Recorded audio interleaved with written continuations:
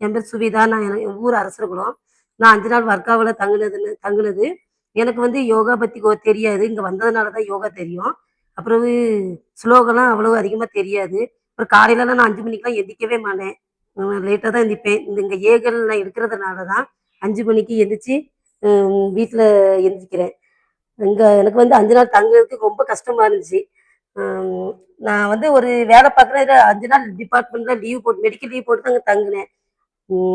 இலங்கை அம்மா எடுத்தது எனக்கு ரொம்ப பிடிச்சிருந்துச்சு. தேசபக்தி பாடல், ஸ்லோகம், பாட்டு, டான்ஸ்லாம் சொல்லி தந்தாங்க குழந்தை பாடலுக்கு. ம். அந்த அம்மா வந்து ரொம்ப கண்டிஷனா இருந்தாங்க. இருந்தாலும் பயமா இருந்துச்சு. இலங்கை அம்மா தான் வாராங்கன்னு பயமா இருந்துச்சு. அவங்க கூட பழக பழக எங்க அம்மா மாரி நம்ம அம்மா தான் நம்ம பிள்ளைங்கள சேட்டை பண்ணா சத்தம் போடுவாங்க. அதே மாரி எங்க அம்மா மாரி நான் நெனச்சுக்கிட்டேன்.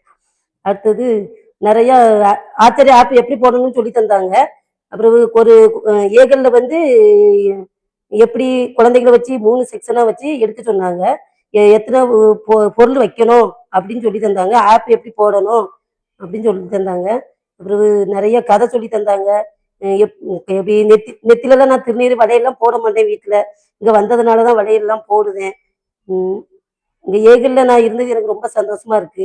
நாங்க நடத்துனத என்னால முடிஞ்ச அளவு கிராமத்துக்கு கொண்டு போய் பிள்ளைங்கள நல்லபடியா கத்துக் குடுப்பேன். ம்.